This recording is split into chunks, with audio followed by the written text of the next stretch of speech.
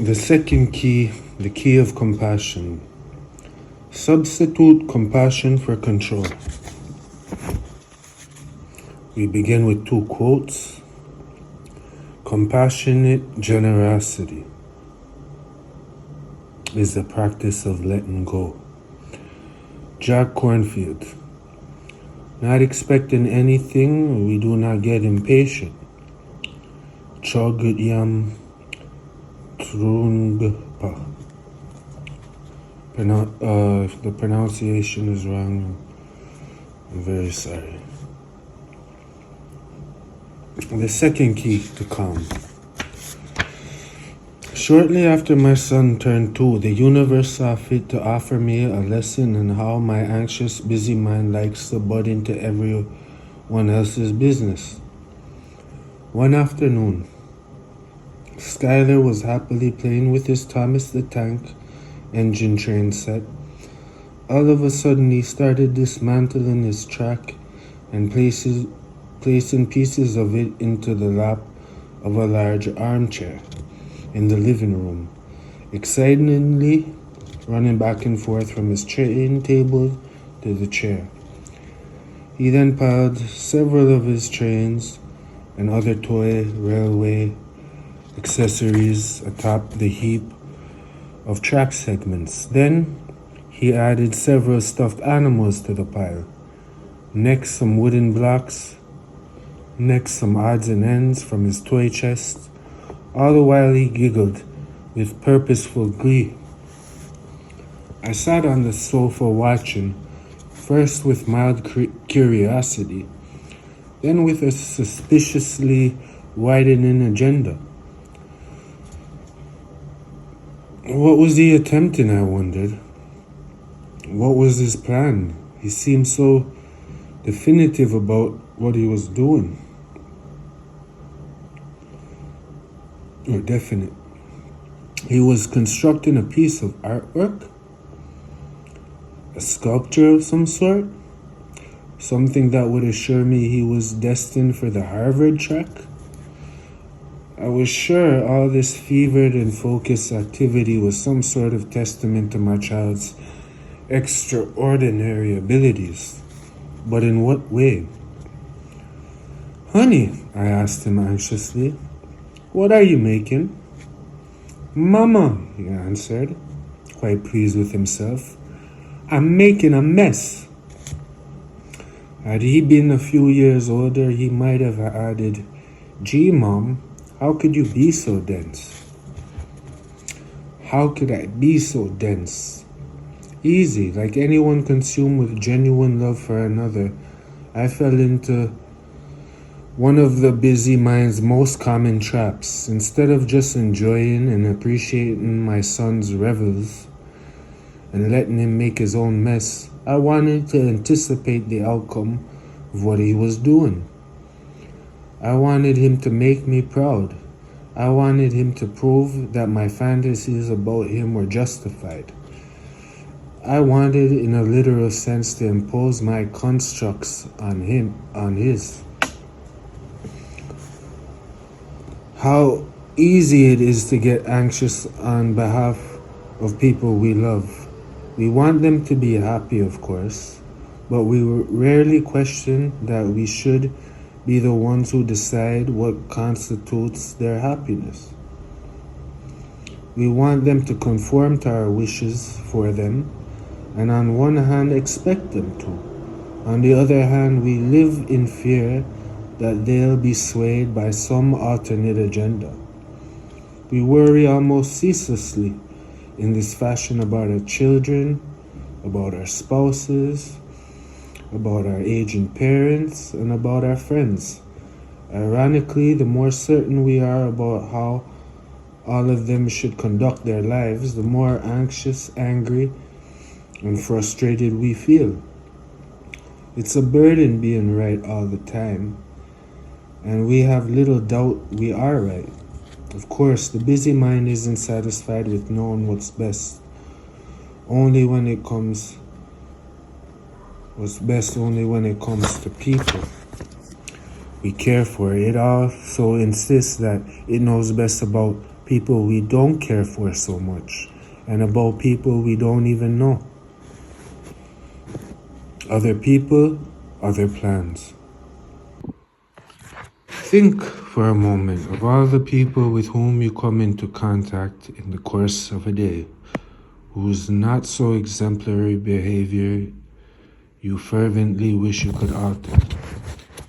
The co-worker who's always sucks up to the boss. A boss who prefers a suck up to someone of real talents such as yourself. The annoying neighbor whose rhododendrons keep encroaching on your turf. The guy who sat next to you on the train this morning and rattled his newspaper in your face for the whole ride. The insurance salesman who kept trying to sell you a whole life policy when you only wanted term. A weather forecaster who actually seems to gloat when there's a blizzard because it means that it was right. The CEO of the computer company you hold stock in, who stood idly by as share prices plummeted. That lady in the Volvo who sped up as you were trying to pass. You believe the world would be a better place and your life a better life if only you could straighten them out about a few things. And for all practical purposes, practical at least from your perspective. You may have some valid ideas, but the very intensity of your belief in your rightness and their wrongness causes you all manner of stress. How many of these people can get under your skin? How many of them can disrupt the tenor of your day and alter your mood dramatically? How many of them can get you to forfeit your equanimity, causing you to seethe silently or pop off publicly? Most likely your answer is all of them, at least some of the time. But the truth is, as long as you are emotionally invested in wishing to control others, you will empower those others to wreak havoc with your state of mind, causing you a world of harm. Invest in compassion as an alternative, and do everyone a world of good, including and especially yourself.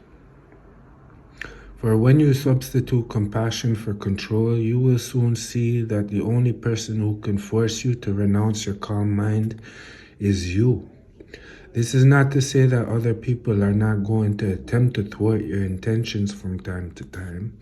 They will, naturally enough, because they have intentions and agendas of their own, which have to do with establishing their territory and fostering their security.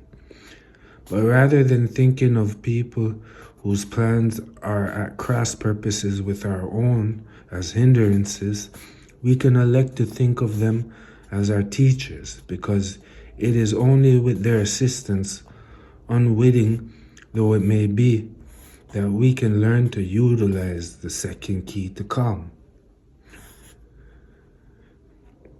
Subtitled, Understanding the Key of Compassion. The key of compassion states, substitute compassion for control. But just what is compassion? Most of us equate the concept with words such as kindness, generosity, and empathy, all of which are indeed its makings. But when it is absolutely genuine, compassion must also encompass the concept of universality and impartiality.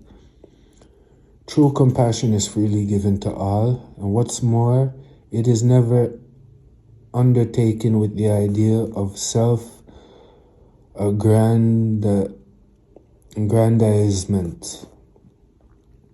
Meaning one doesn't do it merely in order to think, gee, what a swell person I am. Buddhist imagery portrays compassion by depicting a moon shining in the sky and reflecting in in 100 bowls of water. The moon shines on the bowls, offering its light indiscriminately and without reservation. Moreover, it neither asks nor expects anything in return. It just shines peacefully on. Compassion has been defined by many philosophers as a yardstick of grace.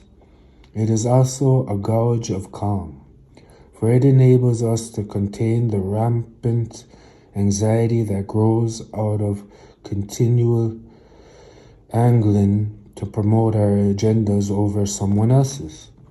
Much of our anxiety grows out of the belief that we are completely separate and set apart from everyone else, which leads to ongoing efforts in subtle or not so subtle one-upmanship.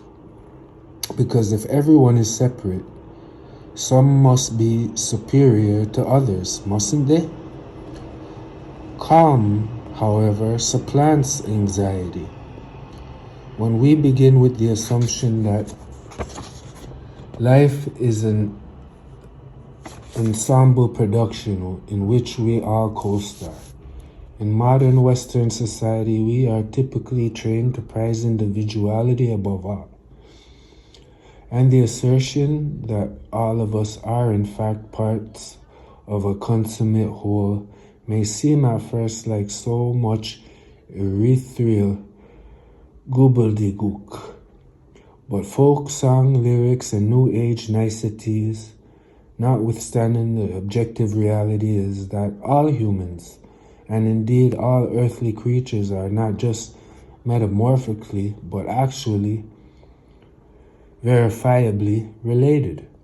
Eons ago, the elements that comprise each one of us, the hydrogen, oxygen, iron, nitrogen, and carbon, that are the constituents of life, were scattered across the galaxy in a series of supernova explosions.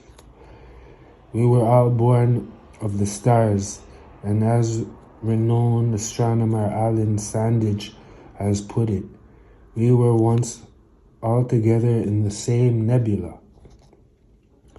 None other than Albert Einstein has made eloquent assertions of our ultimate interconnectedness. A human being is a part of a whole, he said, called by us the universe. A part limited in time and space. He experiences himself, his thoughts and feelings, as something separated.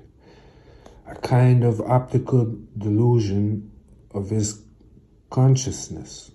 The revered scientist went on to describe this delusion as a kind of prison for us, restricting us to our personal desire and to the affection for a few persons nearest to us. Finding one's way out of this prison begins with the completely rational recognition that although each of us is a unique being, we are all interdependent on one another. The ultimate jailbreak occurs when we can actually imagine what it feels like to assess the world from another being's point of view. The application of a dose of empathetic universal compassion allows us to gain all-important common awareness in situations that formerly made us react angrily, anxiously, or fearfully. For example, in my psychotherapy practice, I worked with a woman whom I'll call Caroline, who had an acute dislike of insects, especially spiders. As fate would have it, spiders proliferated in the small vacation house she and her husband purchased in the country. Whenever she saw one, she would scream bloody murder, jump up and down, and demand her husband do something with it. Her husband would gently coax the poor arachnid onto a piece of paper and escort it out of the home, shaking his head all the while. Afterward, Caroline said she felt like a jerk. Try as we might to get to the bottom of Caroline's spider anxiety, we could unearth no past traumatic incident involving a spider, nor did she believe that spiders symbolized any particular menace for which they were playing psychic surrogates. She just thought they were disgusting and gross, all creepy crawly. Finally, I asked her if she thought to look at what happened from the spider's perspective. There's a spider hanging out in your living room, minding his own business, when in walks this enormous person who starts pointing, jumping up and down, and shrieking at the top of her lungs. What do you think he thinks? I asked her. Well, if you put it that way, said Caroline, probably yikes. Look at that huge screaming thing. What does she want from my life? Probably that or something very much like it. From then on, bit by bit, Caroline calmed down about spiders. She figured out that the only threat being posed on her came from inside her. She learned to walk a compassionate mile in the spider's shoes, all 8 of them, and realized that in the grand scheme of things, she and the spider were on the same page. They both wanted to hang out around the house, tending to their own affairs in peace. The key of compassion in action. Granted, it's not always easy to see things from someone else's point of view and to peacefully coexist as a result. It's hard enough to do with a spider and infinitely more challenging with, say, your teenage daughter. In attempting to substitute compassion for control, we will come up against many pitfalls. It's difficult even to conceive of attaining the calm that grows from universal compassion when we're so preoccupied with a few central characters in our lives, anxiously obsessing on how we can help them. But not all kinds of selective help are truly compassionate, and many kinds of help aren't even really helpful. Is it helpful to aid an alcoholic in drinking secretly? Obviously not. Is it helpful to do all a child's homework for him? Just as obviously, that would be to the child's disadvantage. Is it helpful to try to protect a loved one so she never has to face the harsh realities of life? Here things get a little fuzzy. We'd very much like to. In fact, we are often tormented by anxiety because we fear we will not be able to pull off such a monumental feat. But suppose we could pull it off. In laboratory experiments involving cats, it was noted that many mother cats would allow their kitten to chase mice, but would intervene if they chased rats. Tested apart from their mothers, the kittens proved quite able to take on the rats themselves. If their mother had hung around indefinitely, one doubts the kitten would ever have had their chance to prove themselves. We need to allow those we love opportunities to test their own abilities. Yes, we can help nurture their strength, and yes, we can warn them against recklessness. We can influence them, but really we can't control what happens to them or how they respond to what happens. Even if we could, it would not serve them, nor would it serve us in the long run. Think about it. Do you really want the responsibility of being your brother's or lover's or best friend's keeper? What a busy mind you would have then. To begin to put the key of compassion into action, try asking yourself when you catch yourself feverishly, almost painfully absorbed in the logistics of how you are going to help a loved one. Do you want to assist or to prevail? Are you motivated out of respect for the person's point of view? Or are you invested in attaining something for yourself? Perhaps something as subtle as a feeling of self-satisfaction. If control is your driving force, resist the temptation to intervene. If you can honestly offer no string attached assistance while honoring the other's perspective, do so. You will be able both to make yourself useful and to keep yourself calm, because you won't have your ego all tied up into the outcomes of things.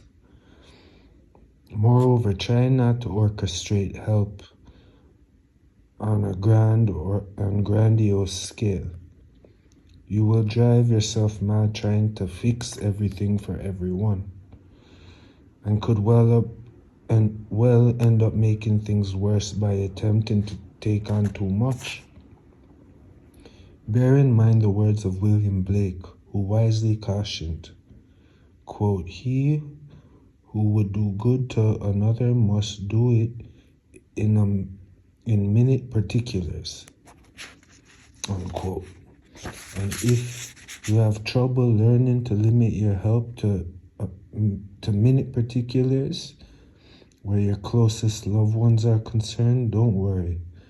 The universe has generously provided each of us with a limitless number of ideal people to practice on.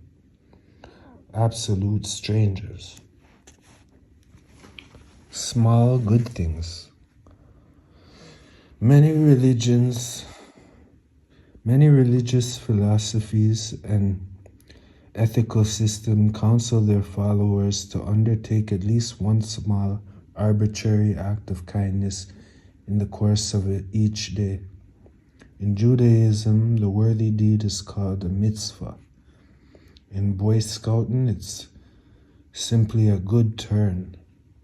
But whatever it's called, the task is the same: to selflessly assist one person, even if that person is utterly unknown to you, in precisely the way he or she needs to be assisted at that moment. This doesn't mean writing strangers into your will, co-signing their mortgage, or inviting them to spend a few weeks at your timeshare condo. It simply means being alert to the little predicaments in which people find themselves and making things a little easier or pleasanter for them as they cope with whatever is theirs to cope with. What's the goal here? Not to pry piously into other people's affair, not to grandiosely attempt to effect sweeping changes in the course of history, not to preen or to remind other people what truly nice individuals we are.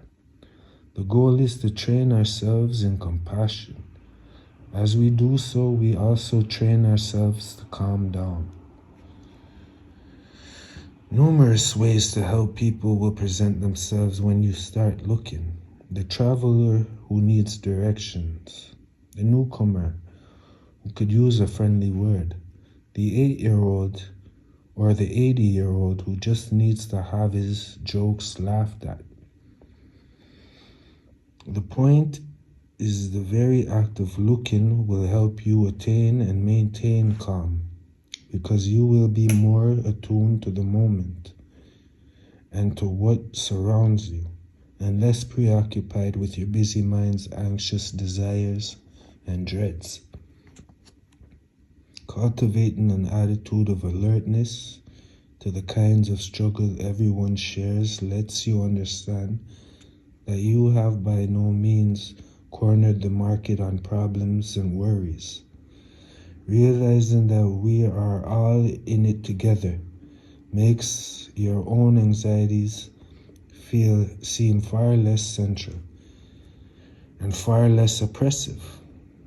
Once again, keep your aspirations modest and focus on what will gratify the person you are assisting as opposed to your ego.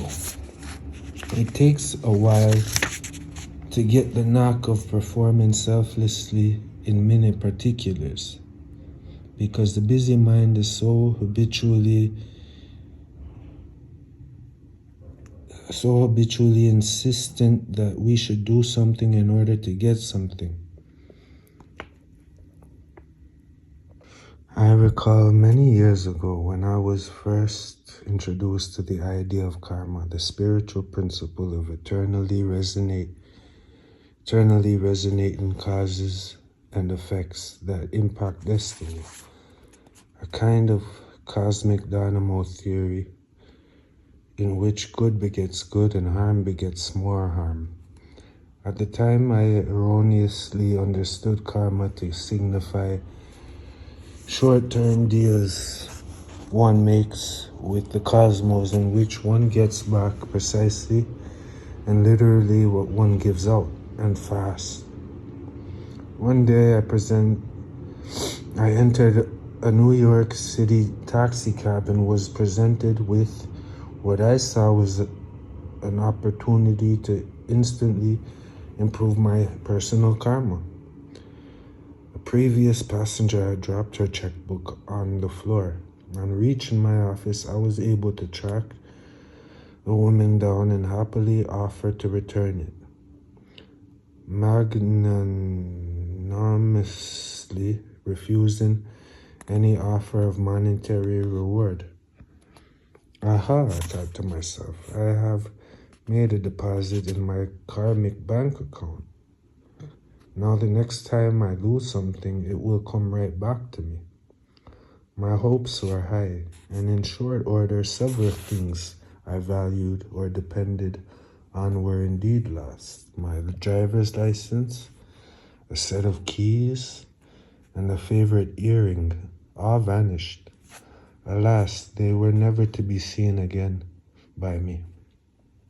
I consulted a friend of mine, a meditation instructor, more fully acquainted than I with such matters. What gives? I asked, to which he replied that the purpose of daily mitzvahs was not to hedge against a rainy day, but to reaffirm the unity of all living things. In turn, I humbly remind you, helping a proverbial little old lady across the street is fine, provided she actually wants to cross the street. But once you help her across, don't stand by the side of the road congratulating yourself anxiously and awaiting immediate reciprocity from the universe. You might get splattered by a passing truck. Your worthy deed will be a deposit in your karmic bank account, all right. However, its yield will most likely not be a tangible bonus. Instead, it will be a psychic repose that comes from a calm mind that is not self-absorbed and does not create or dwell on barriers between the self and others. Separated at birth. Sigmund Freud wrote, "The act of birth is the first experience of anxiety," adding that birth anxiety was a prototype or model of later anxieties to come. Many other psychologists agree that the separation of a child from the perfectly nurturing oneness of the womb underlies many of our more vague and extraneous anxieties. At the root of the busy mind's seemingly limitless desires, there is the primal craving to feel utterly, wombishly safe and have all needs met before they are even experienced as needs. Alongside the craving, there is a primal dread that this will never happen, that paradise is truly lost. The catch is that so long as we look at the world from the egocentric point of view, imagining that I am in here and everyone else is out there, we can never regain what was lost. We can never be free of separation anxiety and all the self-torment it entails. So what to do? Einstein, remember, called separateness a delusion. It's a delusion, however, that is hard to give up on. In our culture, we cling to the notion that we're on our own, even as we ceaselessly try to get around it by, for example, searching for the perfect relationship we imagine will allow us to transcend our isolation. Then we find out that our latest object of infatuation is unable to meet our needs perfectly and magically, and is unwilling to be controlled. And we grow disappointed, only to search for the next idolized savior. Meanwhile, we neglect the solution staring straight at us. To feel calm and whole, we need to remember we are already part of a whole. Alas, the solution is easier to embrace intellectually than emotionally. In other words, as much as we think we understand it, we find it difficult to put into practice. That is because, as Carl Jung put it, the egocentric consciousness, quote, hypnotizes itself and therefore cannot be argued with, unquote. All right, so we can't argue with it. We can still beat it at its own game. For a few weeks, no matter what you believe or don't believe or think you believe, just act as if you knew that all of us were truly related, truly interdependent on each other. Assume that, as the late physician and essayist Lewis Thomas speculated, consciousness is a generalized mechanism shared round not only among ourselves, but with all the other conjoined things of the biosphere. Then behave accordingly. Examine your motives. Don't attempt to get other people to fulfill your agenda. Make yourself useful. Assist, but don't intervene. And cultivate what one Tibetan spiritual leader called, quote, a sense of friendliness to everything, unquote. Then see what happens. You will see that what you have created is compassion, universal, objective, and selfless. And you will experience this compassion as one of the best antitoxins for your anxiety. Now you are ready to move on to yet another. The key of compassion teaches us that we cannot control others. In the next key, this principle is expanded. The key of crisis is about surrendering the illusion that we can and should always control the events that befall us.